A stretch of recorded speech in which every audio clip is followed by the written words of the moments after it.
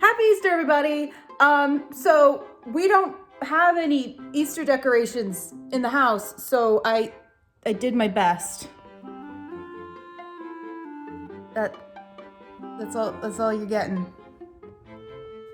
So when you think of Easter desserts, what do you think of? What's like the number one thing comes to mind? Carrot cake, right? And then other things, like I was just on Pinterest looking at stuff, and just like pretty much anything that you can dye pastel is apparently acceptable. I found something which I consider to be an abomination against God, which was a s'mores pizza, made with peeps. If you like peeps, I'm sorry. They're disgusting. So with all these classic Easter baked goods as an option, naturally I decided to make a mango tart. Because I can and I want to. And I'm not that big on carrot cake. Or peeps. So for this recipe, we need to make 3 separate components. We need to start by making our crust, then we're gonna make a mango curd, and then I'm gonna try to make a whipped cream out of that light cream that I had gotten for the cream puffs. If you don't remember my rant about the light cream, watch my previous video where I make cream puffs. I don't want to get into it again. I'm gonna try. We'll see. The internet said I could use light cream to make whipped cream, so who would lie on the internet, right? Right? Let's get started. All right, guys, let's get this going. We're gonna start with that crust. We need 1 1/4 cups of flour, sifted, 1/2 cup of powdered sugar, sifted, 1 large egg, 1/2 teaspoon of vanilla, and 1/4 teaspoon of salt. All right, let's get going. Let's do this. Forgot the butter. God. 1/2 cup of butter. I left it in the fridge because it's supposed to be cold, but I'm not filming that again. I'm not doing it. So this recipe says to mix all your ingredients in a food processor. I have one of these things. It's the Ninja. That's just, it's what I got. You could also use just like forks or a pastry cutter, but I think this is gonna be faster. So we're gonna do that. So the first thing we are supposed to do is combine the flour, the sugar, and the salt in the food processor and give it a few pulses just to combine it. So let's just get going on that.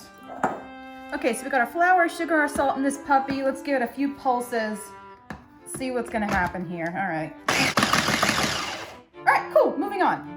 So we got our cold butter in there. I cubed it up. So this should take about 15 pulses to get this to resemble a course meal.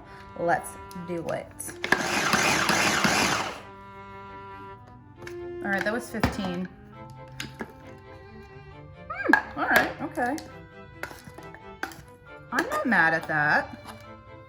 All right, food processor, all right. Next we need to add the egg and the vanilla extract. All right, so we got our egg and our vanilla extract in there, so we are gonna keep pulsing until this starts to get a little bit more combined and a little bit more clumpy. We don't want it to be a full ball just yet. So let's get that going. All right, that looks good. Cool. All right, moving on to the next part. All right, so this next step was to pour the dough into a lightly floured surface and just roll her into a ball. So that's what we're gonna do. Just make a nice ball. All right, so here's our dough ball. Now we're gonna wrap this in some saran wrap and put it in the fridge to rest for about an hour. Okay, all right, so we got our pie crust resting in the fridge, so now we're gonna move on to making our mango curd, and here's what you're gonna need. Definitely not a Sasquatch. 1 1/4 cups mango puree. You can buy this canned. I just pureed 1½ mangoes to get 1 1/4 cups. 1/4 cup fresh lime juice. 6 egg yolks, just the yolks. Save the whites, make an omelet, live your life, so you. 1/3 of a cup of sugar, 4 tablespoons of unsalted butter, and a pinch of salt. Not this whole thing, just a pinch. Okay, so For this curd, we're gonna do,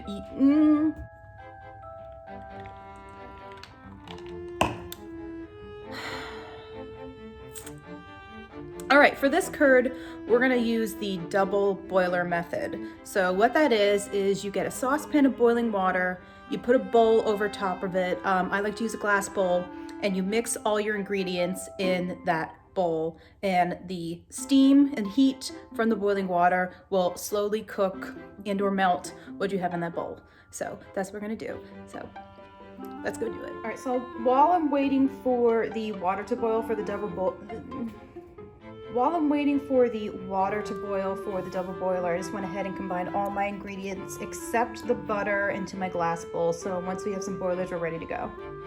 Just as a quick aside, in my last video, you might have noticed in some of my stovetop shots, there was like something kind of weird in the lower right-hand corner of the screen. And that's because I use Harry Potter books as a tripod. Y'all were seeing the bottom of Chamber of Secrets. All right, so we have a pretty decent boil going. I'm just gonna lower the temperature so we're not having any over boilage here and we don't get too hot. All right, you stir this with a rubber spatula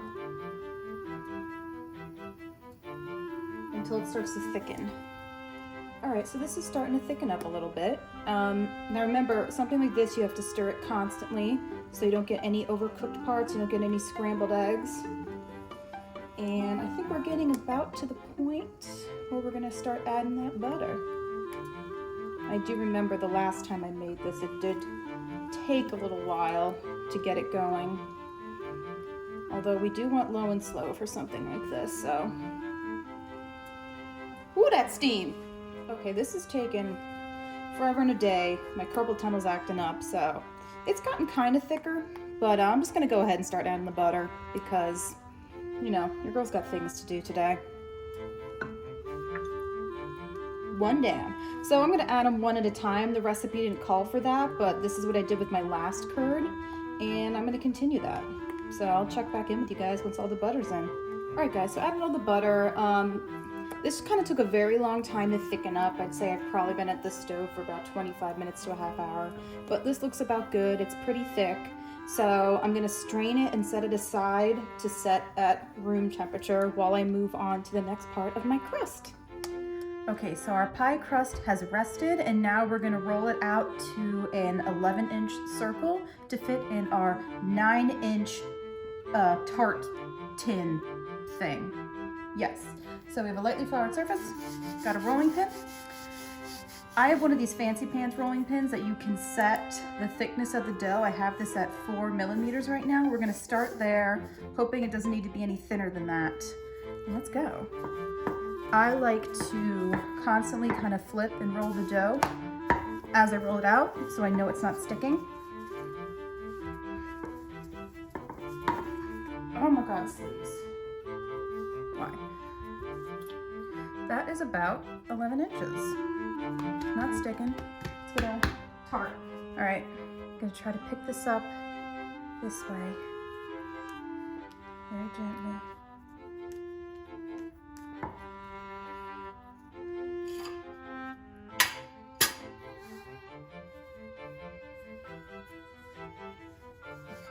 A little off center, but just figure it out. Very gently kind of tap it in there. All right, I think we have it in there pretty good. Gonna cut off the excess. All right, cut off the excess. Now what we're gonna do is we're gonna freeze this for a half an hour, and that's gonna prevent the dough from shrinking, and it's gonna keep the texture of the crust nice and flaky when it bakes.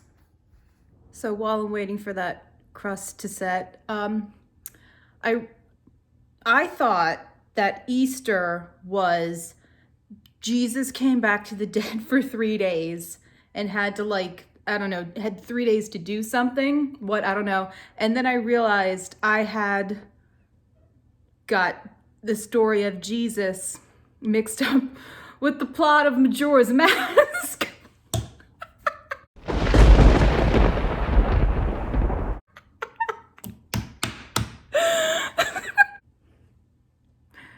I wasn't far off with the 3 days bit. I guess after being crucified, he rose 3 days later. And I also thought that he was just like about the town.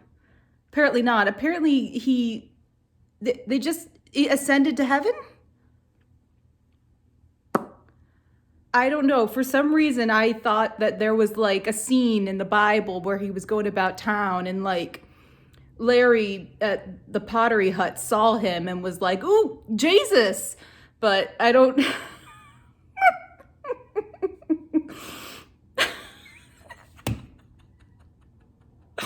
So stupid. In case you can't tell, I haven't been to church since I was 12. I just use Easter as an excuse to eat a ham. That's it. Back to the baking. So our pie crust has been in the freezer for half an hour. It's nice and frozen. So now we're gonna blind bake it. And in order to do that, we're gonna cover it in some parchment paper. And then on top of that parchment paper, we're gonna pour some pie weights. Now, if you don't have ceramic pie weights, you can use either dried rice or dried beans. I like the pie weights because I have them, and since they're ceramic, they help with heat distribution. So why are we weighing this down? It's gonna stop any bubbles from forming in the crust, and it's gonna stop the crust from rising too much. So I'm gonna get that set up and then show you guys what that looks like. Okay, this is about what you want. So we have an even distribution of the pie weights. We have the parchment paper covering the edges of the crust. So now we're gonna bake this at 375 for 20 minutes. While that's baking, I'm just gonna address the elephant in the room. I broke a nail. Yes, these are my real nails. Not happy about it. If you're getting sick of seeing this manicure in my videos, I'm getting sick of having it. So as soon as this quarantine is over, the first thing I'm gonna do is get some my nails done, get some new polish on these. Girl can dream. So our pie crust is out of the oven. I was gonna take off all those pie weights and I'm gonna leave it to cool for just a few minutes while our oven cools down to 325 for the next step. All right, so here's our crust without the pie beads on it. We got a little bit of color around the edges, so I think what I might do is after I pour the curd in, I'm just gonna line that edge with some aluminum foil to stop it from browning too much there. Yeah, I see it shrank in some places and it's not perfect, but you know what? It's homemade. We're doing homemade stuff here, okay? You know, if it looks too perfect, people are gonna be like, "Oh, you bought that," you know? And you want people to know you made it with your own hands. Don't judge me. Okay, our crust is cooled down a little bit. Our oven's cooled down to 325. So we're gonna add that mango curd. All right, that looks nice and smooth, and we're gonna put that in the oven for 15 to 20 minutes. We're gonna start at 15 and then check it. See you then. Just kidding. I remembered I said I was gonna give her a little foil crown to protect her crust from getting too brown. So that's what I did. For reals this time, we're going in the oven.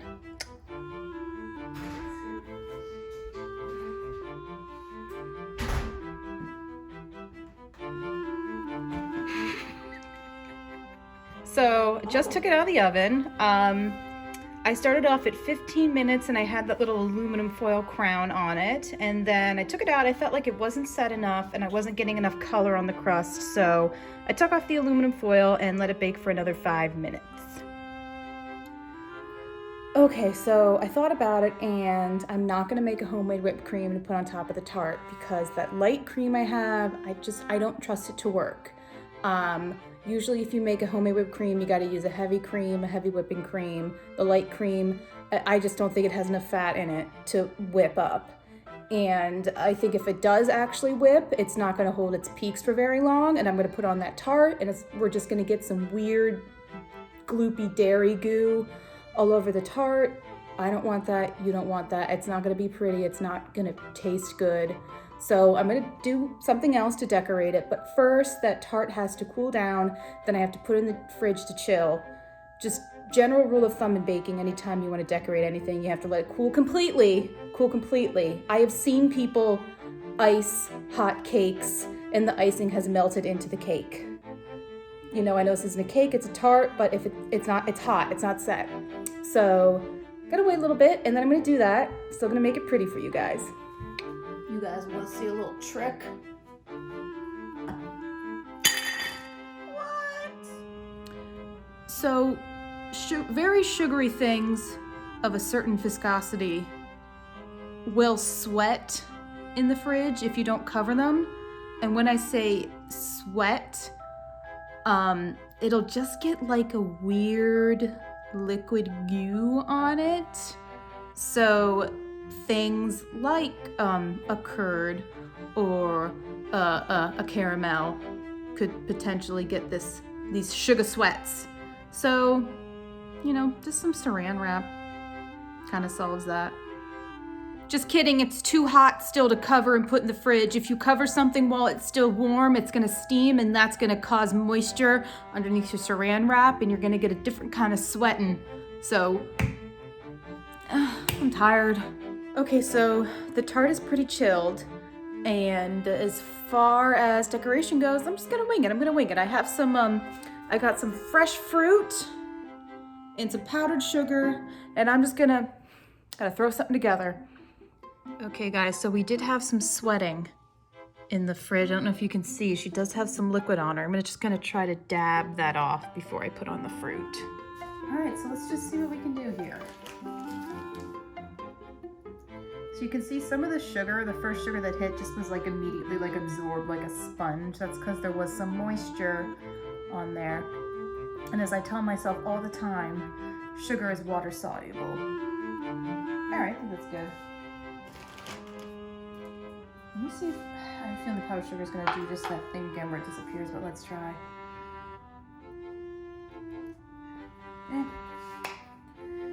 Ta-da! Okay guys, not exactly what I wanted. I think the whipped cream would have helped with some more color variation. It's very kind of just two-tone right now. I would have liked to have like a third color in there, maybe if I bought a kiwi or something, but we use what we got. Hey guys, so decorations weren't exactly what I wanted, but you know what? I think it still looked pretty cute. It looks rustic, right? It looks rustic. Either way, I'm pretty pleased with the bake. I'm sure it's gonna taste great. I'm not tasting it because it's for Easter, which is actually tomorrow, so that'll be our little after dinner treat. Thank you so much for watching. Happy Easter, and see you next time.